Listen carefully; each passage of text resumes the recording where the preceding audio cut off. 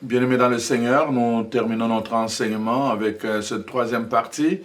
Nous avons commencé notre réflexion sur cette capsule qui concerne en fait l'invocation de Dieu et l'autel. Avant d'invoquer Dieu, rétablis l'autel, son autel qui a été démoli dans ton cœur. Nous avons donné des références, nous continuons et nous allons actualiser maintenant en quoi ça nous concerne aujourd'hui. Alors, je suis en train de passer en revue les textes qui nous parlent des autels et de cette dimension. Donc, nous voyons par exemple dans Exode, le chapitre 17, la parole de Dieu dit ceci. Donc, après la défaite d'Amalek, on voit Amalek, chapitre 17, à partir du verset 8, la parole de Dieu dit ceci. Amalek vint combattre Israël et Répidim. Alors Moïse dit à Josué, « Choisis-nous des hommes, sors et combat Amalek. Demain, je me tiendrai sur le sommet de la colline, altar. » Sur le sommet de la colline, la Vierge de Dieu dans ma main. Josué fit ce que lui avait dit Moïse pour combattre Amalek, et Moïse, Aaron et Our montèrent au sommet de la colline. Lorsque Moïse élevait sa main, Israël était plus fort. Et lorsqu'il baissait sa main, Amalek était plus fort. Alors, le main de Moïse était fatigué. Alors, ils prirent une pierre qu'ils placèrent sous lui et il s'assit dessus. Aaron et Our soutenaient ses mains, l'un d'un côté et l'autre de l'autre. Et ses mains restèrent fermes jusqu'au coucher du soleil. Et Josué vainquit Amalek et son peuple au tranchant de l'épée.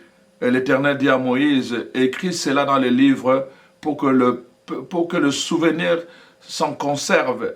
Et déclara à Josué que je effacerai la mémoire d'Amalek de dessous des cieux.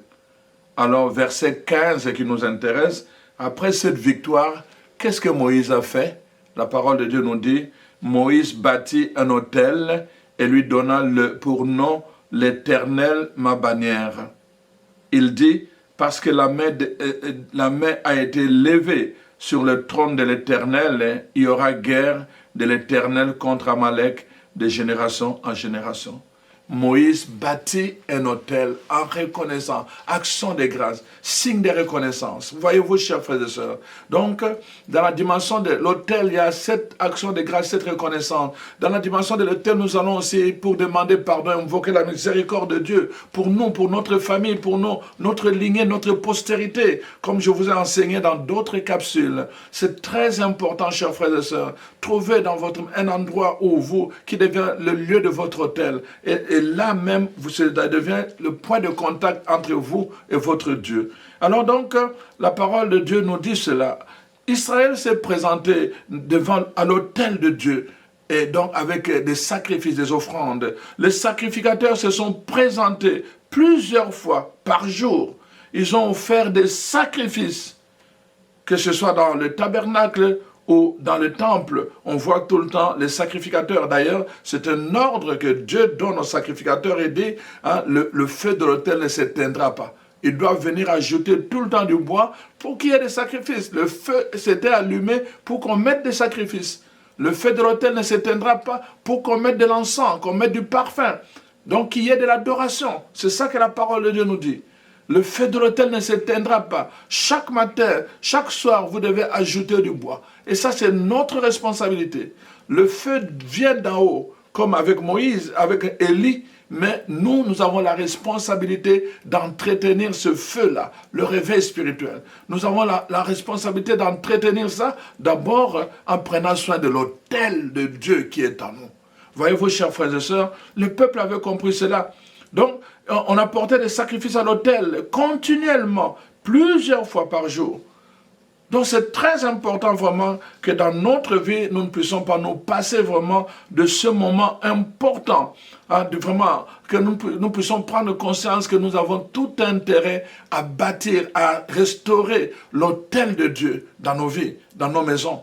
Donc c'est très très important vraiment l'enseignement d'aujourd'hui. Alors donc, nous passons maintenant à ce que Gédéon a fait. Nous allons voir qu'est-ce que Gédéon a fait dans la parole de Dieu, dans les livres de Juges, bien sûr, dans les livres des Juges. Nous voyons l'histoire de Gédéon. Maintenant, Gédéon va nous aider à comprendre. Voici. Donc, Gédéon, ils avaient connu vraiment la maltraitance, les attaques, vraiment le mépris des pays, des peuples voisins. Chaque fois qu'ils travaillaient et qu'ils récoltaient leurs semences, les autres venaient et ils confisquaient tout. Ils travaillaient pour les autres, année après année. Ils étaient découragés. Et voilà que Dieu s'est manifesté à Gédéon par l'ange. Et à travers cette manifestation, la parole de Dieu nous dit, Gédéon a repris courage. Et puis finalement, et voilà ce qui va se passer. Nous sommes maintenant au chapitre 6, où Dieu envoie son ange appelé Gédéon vaillant guerrier.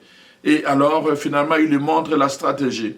Et alors, voici ce que l'ange dit à Gédéon, tu vas faire ceci, cela. Gédéon répond, malheur à moi, Seigneur éternel, car j'ai vu l'ange de l'Éternel face à face. Et l'Éternel dit, sois sans crainte, sois en paix, ne crains point, tu ne mourras pas. Alors, voici, nous sommes au verset 24 du chapitre 6, Juge 6, 24. Gédéon bâtit là un autel à l'Éternel et lui donna pour nom l'Éternel paix. Il existe encore aujourd'hui à Ophra, qui appartient à la famille d'Abiézer. Dans la même nuit, l'Éternel dit à Gédéon, prends les jeunes taureaux de ton père, le sacrifice, quelque chose d'important. Prends les jeunes taureaux de ton père et un second taureau de 7 ans. Qu'est-ce que tu vas faire? Voici la première chose. Renverse l'autel de Baal qui est à ton père et abat le pied sacré qui est dessus. Tu bâtiras ensuite et tu disposeras sur le haut lieu de ce rocher un autel à l'Éternel ton Dieu. Alors tu prendras le second taureau et tu offriras un holocauste avec le bois de l'idole que tu auras abattu. Voyez-vous? Dieu lui dit, détruis d'abord l'autel de tes pères. Et seulement après, tu vas bâtir pour moi un autel, mais à un lieu très élevé, plus élevé que l'autel qui était dédié aux idoles, à Dieu Baal. Voyez-vous? La première chose, c'est cela. Nous détruisons et nous restaurons, nous rétablissons. Il faut rétablir l'autel de Dieu qui a été détruit en toi, par les idoles, par toutes sortes de choses. Alors, c'est là que nous avons finalement la compréhension. Qu'est-ce que renverser, l'autel qui a été renversé, comme il est dit dans le texte d'Élie. Il rétablit l'autel qui a été renversé. Qu'est-ce que ça veut dire, l'autel renversé? Et ici, il s'agit en fait maintenant de la compréhension de l'autel pour nous aujourd'hui, l'actualisation de l'autel. C'est en fait l'autel que Dieu veut, c'est notre cœur. Le lieu sacré où Dieu veut se manifester, c'est notre cœur aujourd'hui. Voyez-vous? C'est notre cœur. C'est pour cela que j'ai commencé mon texte en vous disant, ce peuple m'honore de lèvres, mais son cœur est loin de moi. Dieu veut se manifester dans notre cœur. Si vraiment, si nous voulons voir des miracles, le réveil, nous voulons voir la bénédiction de Dieu dans notre vie, c'est d'abord notre cœur qui doit être rétabli, restauré comme l'autel de Dieu, notre cœur. Voyez-vous, chers frères et sœurs, et ça c'est très très important, je pense, de prendre conscience de cela.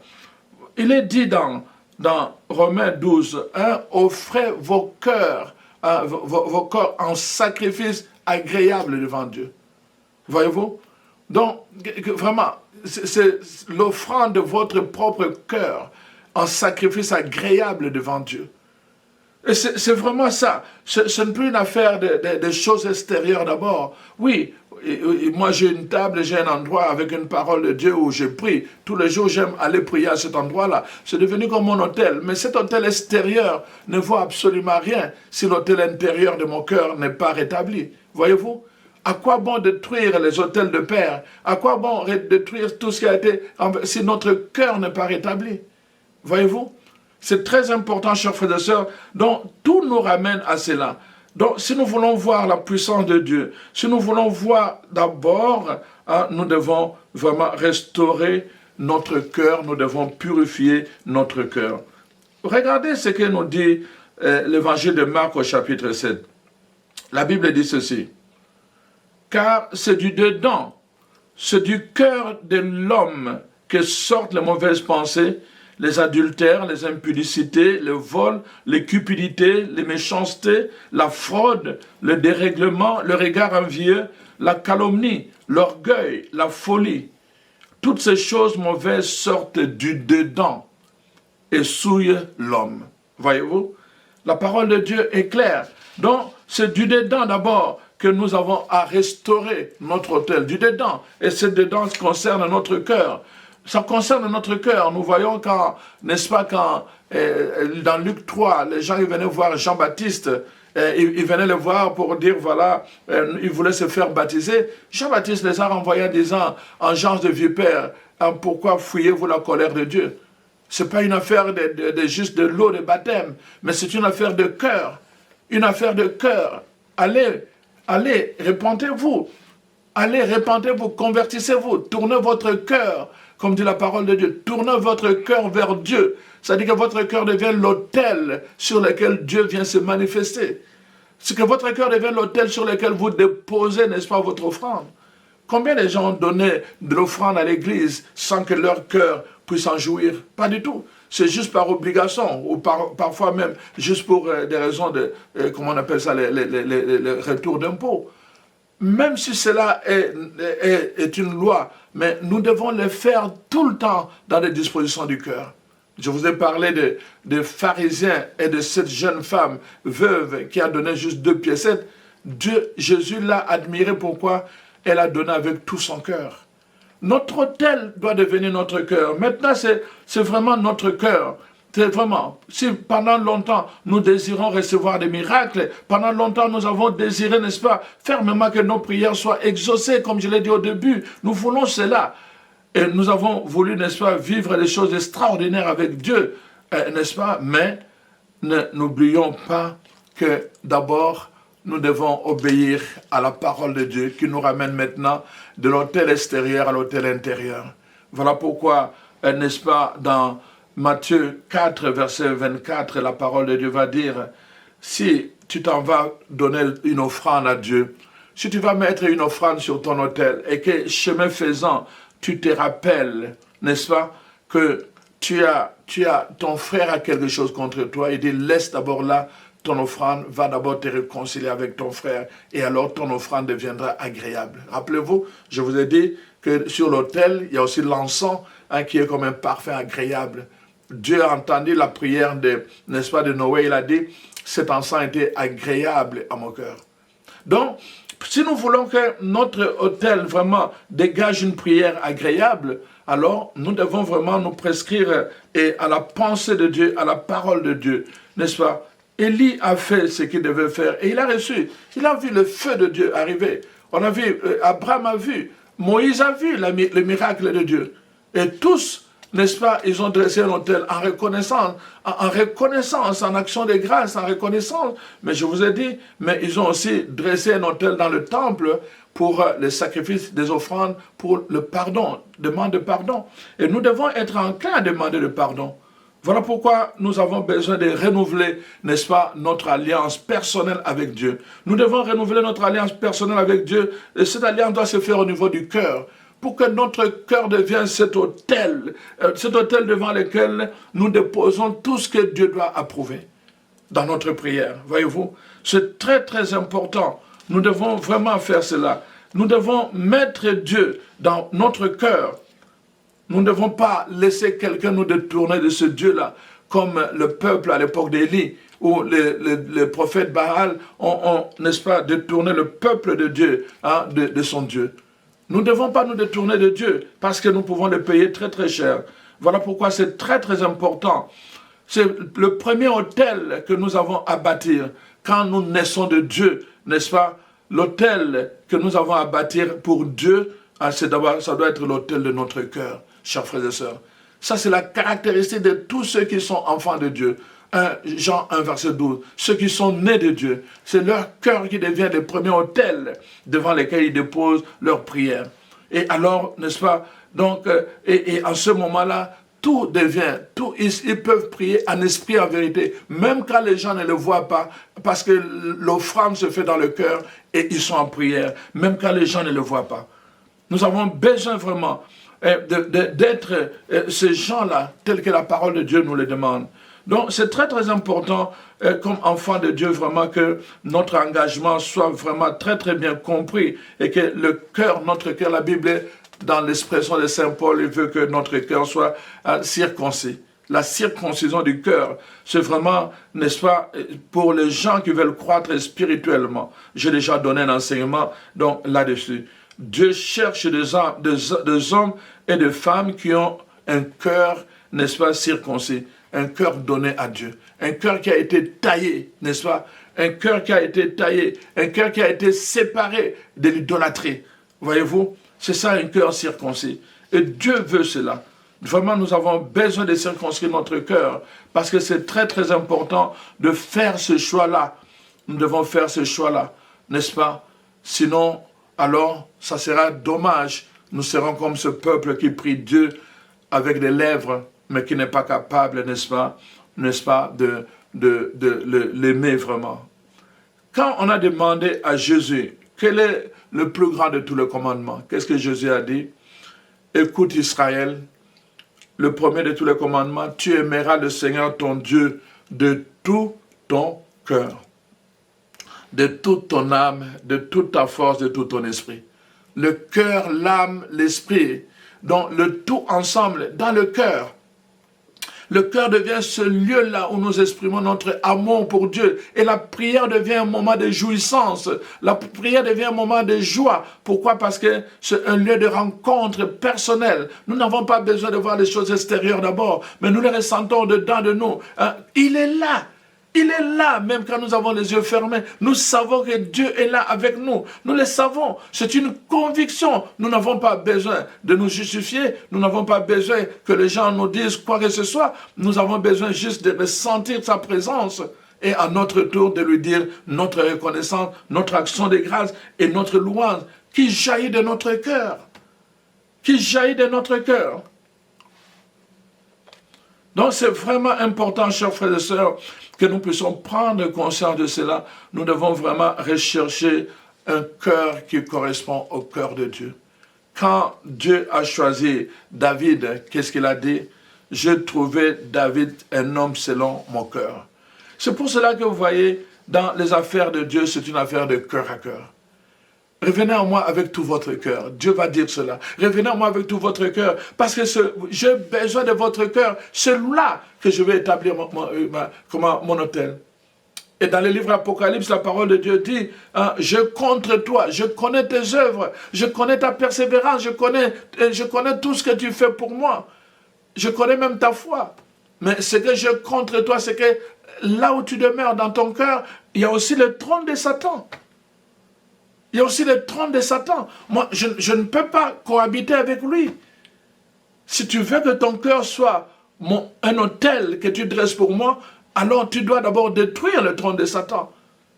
Va détruire cet autel de Baal. Tu dois d'abord commencer à détruire cela dans ta maison, dans ta famille. Tous ces rituels que vous faites à des esprits, à des morts, tous ces rituels inutiles, il y a chez toi des trônes de Satan. Le trône des esprits diaboliques. Comment veux-tu voir la puissance, la manifestation de Dieu si tu demeures toujours dans cet esprit-là? La parole de Dieu nous dit, rappelez-vous, le sang de Jésus a été versé pour vous délivrer de la vaine manière de vivre que vous avez hérité de vos pères. de la vaine manière. Il y a une manière de vivre qui n'était pas digne, qui n'attirait pas la bénédiction, au contraire, qui attire la malédiction. Il y a une manière de vivre qui attire la malédiction, chers frères et sœurs. Et nous avons hérité de cela, malheureusement. Voilà pourquoi, chers frères et sœurs, nous avons besoin de retrouver le cœur de Dieu. D'abord de contempler le cœur de Dieu, que notre cœur puisse ressembler au cœur de Dieu, et pour qu'il devienne vraiment un autel devant lequel nous déposons, n'est-ce pas, les offrandes, pour les sacrifices, pour demander pardon. Nous demandons pardon pour nous, nous demandons pardon pour notre famille, nous demandons pardon pour les générations qui nous ont précédés, et nous demandons pardon pour notre génération, comme Néhémie l'a fait, comme Daniel l'a fait. Donc nous avons besoin, chers frères et sœurs, de cela, prendre conscience de cela, que vraiment nous voyons ça. Donc Manassé, les autres, tout le monde a fait cela. Ils ont, avec leur cœur, ils se sont humiliés, ils ont bâti. Alors, partout où nos vies, n'est-ce pas, sont dévastées, et l'autel de l'Éternel a été renversé. Tout ce qui a dévasté notre vie a renversé l'autel de l'Éternel. C'est en fait ça. Tout ce que nous disons de mal, tout ce que nous faisons de mal, tout ce que nous pensons de mal, renverse l'autel de l'Éternel dans notre cœur. Voilà pourquoi cet autel doit être d'abord restauré, doit être rétabli, il doit être rebâti avant que nous puissions de nouveau invoquer le nom de Dieu. Invoquer le nom de Dieu, comme notre pourvoyeur, comme celui qui nous protège, notre protecteur, comme notre victoire. Nous avons d'abord besoin, n'est-ce pas, de rebâtir cet autel au-dedans de nous. Rappelez-vous cela vraiment, chers frères et sœurs, que tout ce qui dévaste nos vies, dans le sens négatif vraiment du terme, alors donc vient renverser l'autel de Dieu. Quand nous parlons mal, quand nous injurions, quand nous demeurons dans la colère, quand notre cœur est rempli de racines amères, tout cela renverse l'autel de Dieu. Voilà pourquoi la parole de Dieu nous invite souvent et oblige à pardonner. Nous devons apprendre à pardonner. Nous devons apprendre à pardonner parce que le pardon rétablit, n'est-ce pas, l'autel de Dieu. Par le pardon, je rétablis l'autel de Dieu.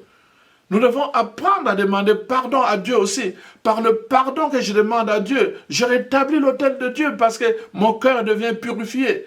La Bible dit dans Matthieu 5, heureux le cœur pur, n'est-ce pas, dans les béatitudes. Heureux le cœur pur, ils verront Dieu. Si tu veux voir la manifestation de Dieu, ton cœur doit être purifié. Et le sang de Jésus a été versé en sacrifice sur l'autel éternel, justement pour que toi aussi, que ton cœur puisse être purifié et il devienne pur. Et quand ton cœur devient pur, alors seulement tu peux voir. Tu peux voir Dieu. Tu peux voir la manifestation de Dieu. Voilà pourquoi, chers frères et sœurs, nous devons faire attention à toutes ces racines amères. Les racines amères détruisent la joie de Dieu. Dieu veut te donner la joie, mais les racines amères détruisent cette joie. Tu dois d'abord, ça renverse l'autel de Dieu. C'est pour cela que tu dois détruire tous ces sentiments. C'est un combat de tous les jours. C'est une décision que tu dois prendre. Je pense, là je parle, je pense préparer un enseignement sur s'exercer au contentement. Il faut s'exercer. La nature, les choses autour de nous ne nous laisseront pas nous réjouir. Hein. Les esprits mauvais, les gens autour de nous qui nous jalousent ne nous laisseront pas. Ils ne se réjouissent pas quand nous sommes dans la joie. Les événements, ils vont créer des événements pour venir envenimer notre joie. Et nous devons nous exercer tous les jours à garder jalousement notre joie. Et c'est là que nous rétablissons l'autel de Dieu. L'autel de Dieu. L'autel que nous dressons pour Dieu, n'est-ce pas? Alors donc, chers frères et sœurs, vous voyez, nous avons besoin de retrouver tout cela parce que c'est très très important. Donc chacun peut examiner vraiment dans sa vie qu'est-ce qui a renversé l'autel de son cœur. Chacun peut examiner, tu peux examiner dans ta propre vie et regarder qu'est-ce qui a dévasté ta vie, qu'est-ce qui a renversé l'autel, n'est-ce pas, de Dieu dans ton cœur. Et alors tu peux prendre la décision. Aujourd'hui c'est vraiment l'important que tu prennes la décision. Tu dois prendre la décision. À quoi sert-il, n'est-ce pas, de détruire tous les autels de tes ancêtres et de ta maison, de tes pères, si tu demeures toi-même un problème. Si tu demeures toi-même un problème, chers frères et sœurs. C'est pour cela que c'est important que tu regardes vraiment ton cœur. Comment est ton cœur? Quel est l'état de ton cœur? Comment se présente ton cœur? Est-il vraiment un autel agréable, n'est-ce pas? Un parfait agréable, comme un chant là. Que ma vie soit comme un parfum de bonne odeur. Donc vraiment c'est ça, que ma vie soit comme un parfum, que ma vie soit comme une fleur, un parfum de bonne odeur. C'est un chant comme ça. J'aime ça, vraiment, ce chant-là. Vraiment, je viens à toi, je viens me consacrer à toi de nouveau, Seigneur, que ma vie soit comme une fleur, comme un parfum de bonne odeur. Vraiment, ça doit être notre prière de tous les jours, chers frères et sœurs. Cherchez d'abord un cœur pur, un cœur obéissant. Quand notre cœur marche dans la pureté, quand notre cœur est vraiment dans l'obéissance, et alors, dans ce moment-là, n'est-ce pas, notre regard est tourné vers Dieu. Le regard de notre cœur, n'est-ce pas, marche dans l'obéissance et nous n'avons rien à craindre. Je vous avais dit que dans les livres d'Apocalypse, le chapitre 8, nous avons dit qu'à la fin, à la toute fin, n'est-ce pas, l'autel de sacrifice n'existe plus.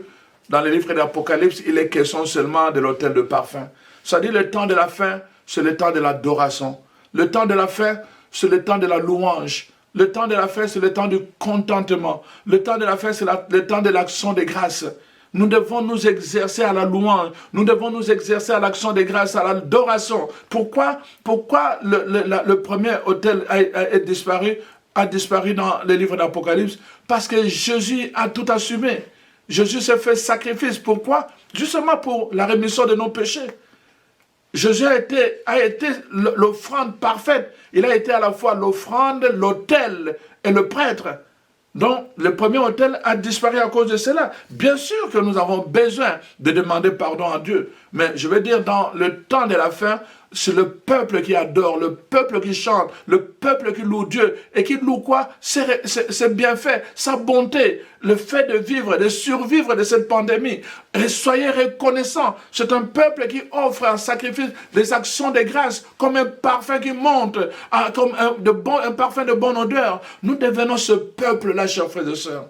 Voyez pourquoi, chers frères et sœurs, je vous convie vraiment à prendre soin de cet autel qui est votre cœur. Prenez soin. La parole de Dieu dit, le feu de l'autel ne s'éteindra pas. Vous devez vous assurer que le feu de votre foi, le feu de votre vie spirituelle n'est pas en train de s'éteindre.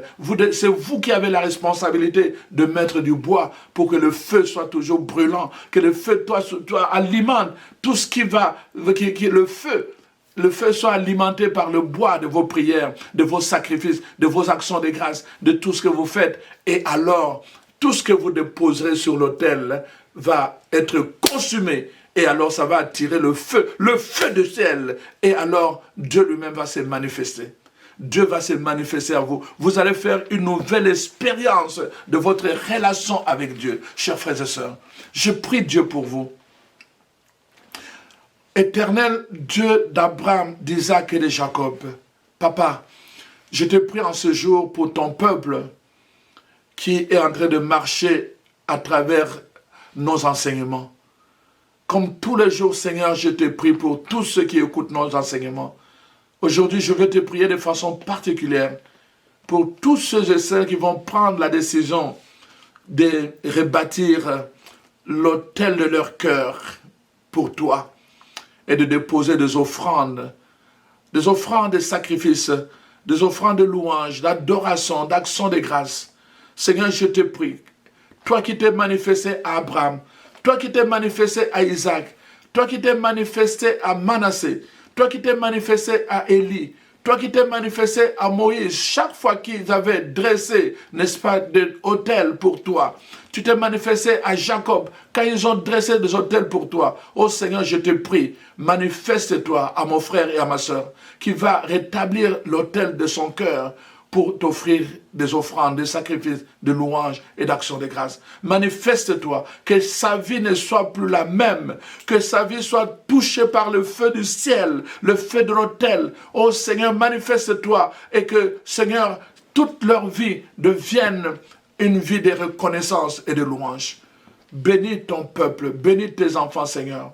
Ils sont venus à toi, ils ont pris ce temps C'est aussi un temps de sacrifice. Ils ont abandonné beaucoup de choses qu'ils auraient pu faire en ce moment pour écouter ce message. Seigneur, je te prie que le feu du ciel vienne consumer leur vie, que l'eau de pluie tombe là où il y avait la sécheresse dans leur vie, dans leur maison, dans leur couple, Seigneur. Comme l'eau qui a tombé 3 jours à la prière d'Élie, je te prie, Seigneur, que l'eau de bénédiction tombe de nouveau dans la vie de mon frère et de ma soeur. Que l'eau de bénédiction tombe de nouveau et fertilise les aspects, tous les aspects de leur vie qui étaient en sécheresse. Au nom de Jésus.